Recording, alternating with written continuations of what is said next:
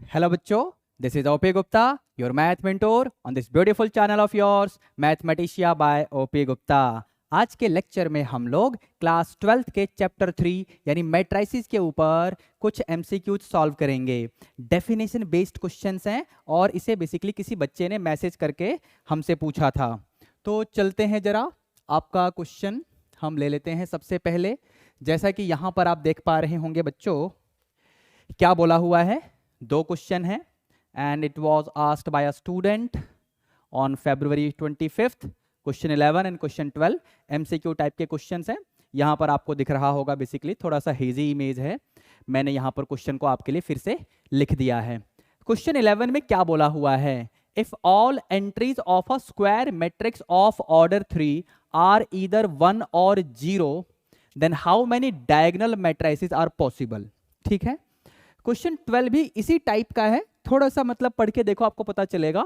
If all entries of a square matrix of order 3 are either 3 और 0 then how many scalar matrices are possible. ठीक है, now before I explain the solution of these two questions, सबसे पहले मैं आपको बताना चाहूंगा कि what is a diagonal matrix and what is a scalar matrix. सबसे पहली बात, दोनों जो मैट्रिक्स होते हैं ना, डायगोनल मैट्रिक्स हो या फिर स्केलर मैट्रिक्स हो, ये दोनों स्क्वायर मैट्रिक्स होते हैं, यानी जितने भी नंबर ऑफ रोज होंगे उतने ही नंबर ऑफ कॉलम्स होंगे। अब मैं आपको एग्जैक्ट डेफिनेशन दिखाने के लिए अगले पेज पे लेकर आता हूं। एक बार देखो डेफिनेशन क्या है। अ स्क्वायर मैट्रिक्स ए जिसका ऑर्डर m/m है, it's said to be a diagonal matrix अगर ये कंडीशन हो। ये क्या कंडीशन है, एलिमेंट ए आई जे की वैल्यू 0 होनी चाहिए। कब, जब i और j इक्वल ना हो, यानी नॉन डायगोनल एलिमेंट्स 0 होने चाहिए। किसके लिए, डायगोनल मैट्रिक्स के लिए, समझे।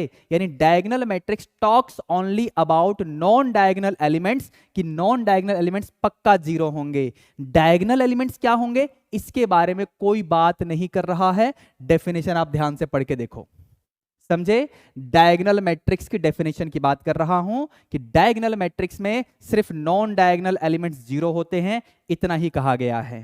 ठीक है बेटा, एग्जांपल लिख के आपको दिखाऊंगा, थोड़ा सा वेट करिए। स्केलर मैट्रिक्स में क्या बोला हुआ है, ध्यान से देखो। अ डायगोनल मैट्रिक्स मतलब एक ऐसा स्क्वायर मैट्रिक्स जिसके नॉन डायगोनल एलिमेंट्स 0 हैं, उसी को डायगोनल मैट्रिक्स बोलते हैं ना।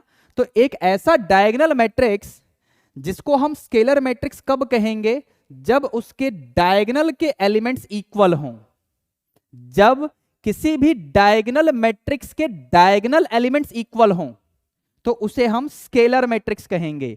यहां पर आपके पास ये कंडीशन भी दिख रही होगी एलिमेंट ए आई जे के लिए, समझे। मैं यहां पर आपके लिए एग्जांपल लेने वाला हूं, ध्यान से सुनना। जैसे ये ऑर्डर 3 का आपका कोई डायगोनल मैट्रिक्स है, ध्यान से सुनिए। यहां पे और यहां पे जो एलिमेंट्स होंगे इनको आप डायगोनल एलिमेंट्स बोलते हैं।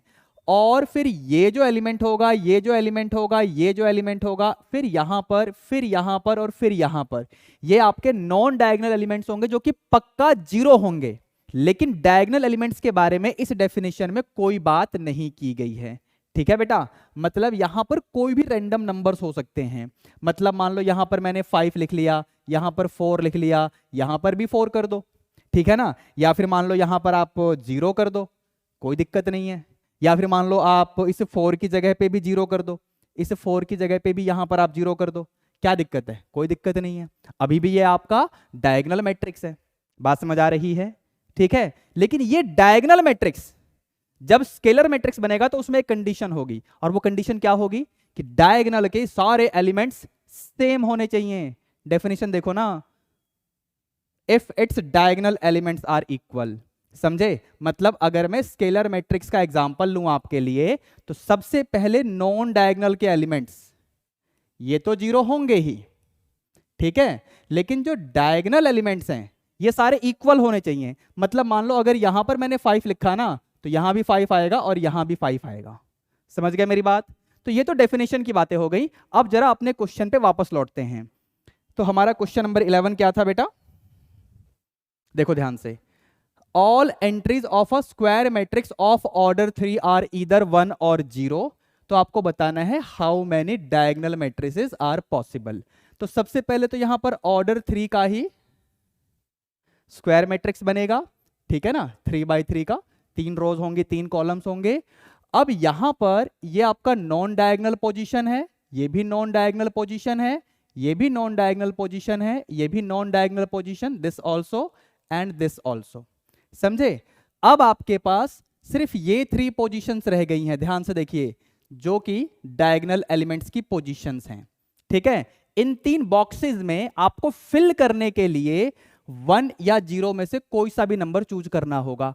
आप तीनों जगह पे 1 रख दो, तीनों जगह पे 0 रख दो, या फिर यहां 1 यहां 0 यहां 0 कर दो, मतलब किसी भी तरीके से आप फिलिंग कर सकते हैं, क्योंकि डायगोनल मैट्रिक्स की डेफिनेशन में डायगोनल एलिमेंट्स के बारे में कोई बात नहीं की जाती। समझ गए? याद है आपको बताया था मैंने कुछ देर पहले। तो बेसिकली हर बॉक्स में फिल करने के लिए आपके पास ना 2 चॉइसेस होंगी, 1 या 0। ऐसे यहां पर भी 2 चॉइसेस होंगी, यहां पर भी 2 चॉइसेस होंगी। सो बेसिकली यहां पर total number of ways will be 2 into 2 into 2, यानी टोटल नंबर ऑफ वेज होंगे 8। 8 तरीकों से आप इन 2 एलिमेंट्स का यूज करके इन बॉक्सेस को फिल कर सकते हो। तो बस इतने ही टोटल डायगोनल मैट्रिक्स बनेंगे। यानी क्वेश्चन 11 के लिए आपके पास आंसर आ गया है कि 8 diagonal matrices will be formed by using the elements 1 और 0, जिनका ऑर्डर 3x3 का होगा। समझे? क्वेश्चन 11 की कहानी खत्म हो गई।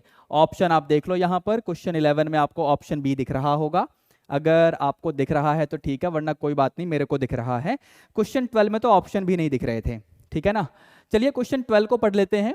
If all entries of a square matrix of order 3 are either 3 और 0, then how many scalar matrices are possible. अब सुनना ध्यान से, यहां पर क्या इंटरेस्टिंग सीन है। ये आपका ऑर्डर 3 का हमने एक स्क्वायर मैट्रिक्स लिखा। अब अगर ये स्केलर मैट्रिक्स है तो नॉन डायगोनल पोजीशन पे तो पक्का 0 होना चाहिए। ये आपके नॉन डायगोनल पोजीशन पे पक्का 0 ही होगा। हो गया? बात क्लियर? अब डायगोनल पोजीशन पे क्या होता है? डायगोनल पोजीशन पे यहां जो होगा ना, वही बाकी 2 पोजीशन पे होगा। मतलब डायगोनल के एलिमेंट्स इक्वल होते हैं ना बच्चों।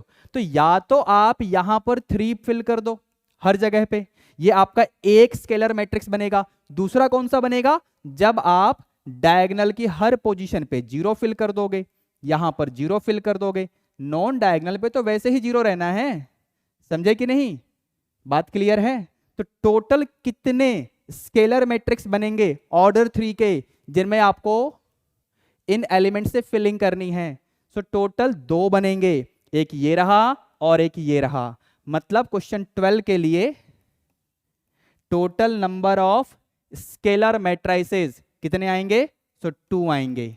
समझे? ये आपका आंसर हो जाएगा क्वेश्चन नंबर 12 के लिए। आई होप आपको क्वेश्चन 11 एंड क्वेश्चन 12 दोनों का सॉल्यूशन समझ में आ गया होगा। अब इससे पहले कि मैं वीडियो को वाइंड अप करूं, फटाफट इस वीडियो को लाइक करके अपने सभी क्लासमेट्स को भी शेयर कर दो। चैनल को सब्सक्राइब करके बेल नोटिफिकेशन भी प्रेस कर देना। ठीक है बच्चों? चलिए मिलते हैं नेक्स्ट लेक्चर में। Till then be good, take care, all the best.